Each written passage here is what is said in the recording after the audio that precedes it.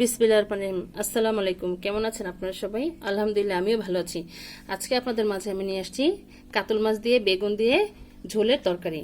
তো প্রথমে আমি এখানে 4 পিস কাতল মাছ, ভিডিওটি লম্বা হয়ে যাবে দেখে আমি আগে থেকে এই 4 পিস মাছ ভেজে নিয়েছিলাম। এখানে 4 পিস মাছ আছে।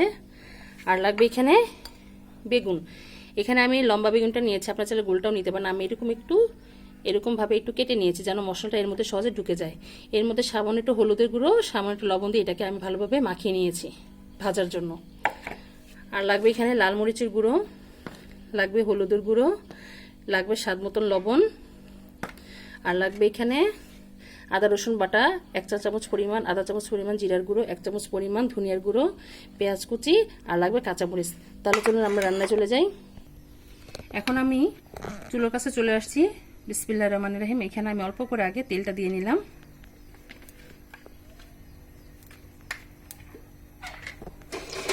আমাদের তেলটা গরম হয়ে আসলে এর মধ্যে আমরা যে বেগুনটা মেখে রেখেছি সেই বেগুনগুলো এর মধ্যে দিয়ে দিব। তো দিয়ে দিচ্ছি। বিসমিল্লাহির রহমানির রহিম।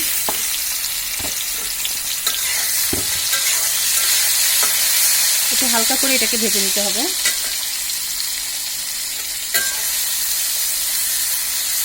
বেশি ভাজবো না, হালকা একটু ভেজে তারপর এটাকে নামিয়ে ফেলবো।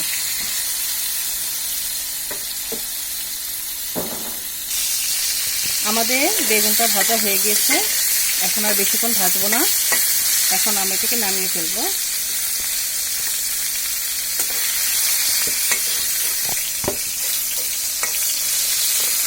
নামিয়ে ফেলতেছি।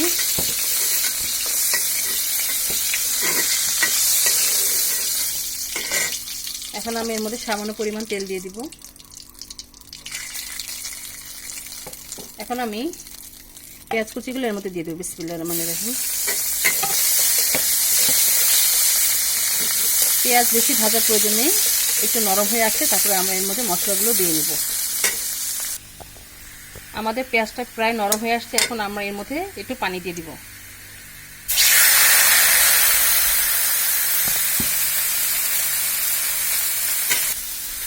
এখন আমরা এর মধ্যে মশলা অ্যাড করে দিব। এখানে আমি 1 চামচ ভরে লাল মরিচের গুঁড়োটা দিয়ে দিচ্ছি। আমি একটু ঝালটা একটু বেশি দিব, যেহেতু মাছ একটু ঝাল না হলে ভালো লাগে না। এখানে আধা চামচ পরিমাণ হলুদের গুঁড়ো দিয়ে দিচ্ছি। এখানে 1 চামচ পরিমাণ লবণ দিয়ে দিলাম। দিয়ে দিব আদা রসুন বাটা, জিরার গুঁড়ো, ধনিয়ার গুঁড়ো, একত্রে সব দিয়ে দিচ্ছি। কাঁচামরিচটা আমরা পরে দেব। দিয়ে দিলাম। মশলাটাকে ভালোভাবে কষিয়ে নিতে হবে। সামান্য অল্প পানি দিয়ে দিচ্ছি যেন মশলাটা পুড়ে না যায়।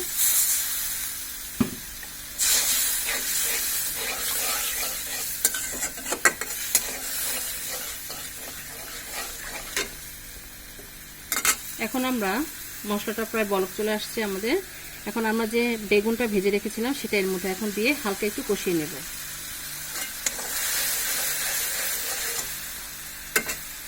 এখন বেগুনটা দিয়ে দিচ্ছি।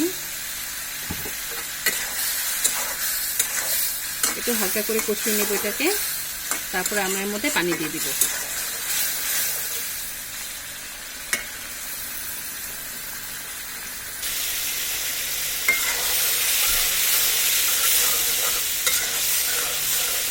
বেগুনটা ভালোভাবে মশলার সাথে কষিয়ে নিলে এটার টেস্টটা অনেকটাই বেড়ে যায়।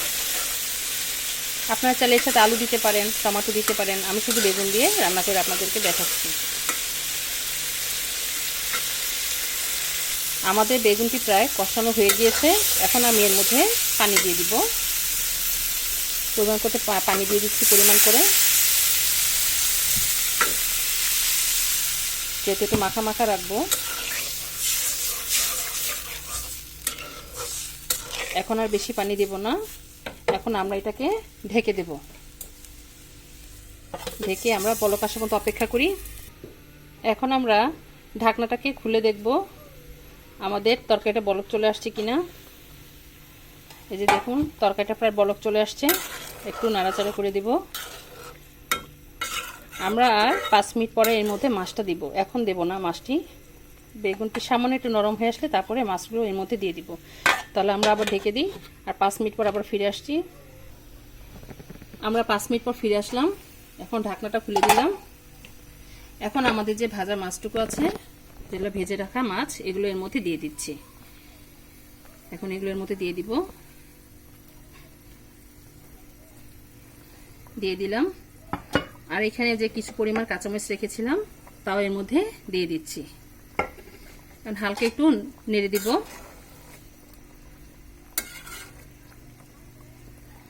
এভাবে কম আঁচে আমরা মিডিয়াম আঁচ করে দেব আগুনটাকে। আমরা 10 মিনিটের মতন প্রায় এটাকে রান্না করে নেব। তাহলে 10 মিনিট পর ফিরে আসছি। আমরা আবার ফিরে আসলাম, দেখি আমাদের তরকারিটার কি অবস্থা। প্রায় ঘন হয়ে আসছে। আমি একটু মাখা মাখা রাখবো, বেশি শুকাবো না।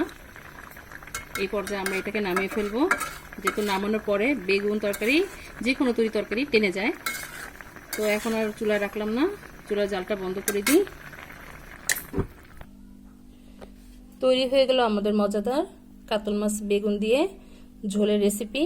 মাশাআল্লাহ, আলহামদুলিল্লাহ। দেখুন দেখতে কত ভালো লাগছে, এটা খেতেও ভীষণ মজা। আপনারা অবশ্যই একবার হলে ট্রাই করবেন, ইনশাল্লাহ আপনাদেরটাও আরও ভালো হবে।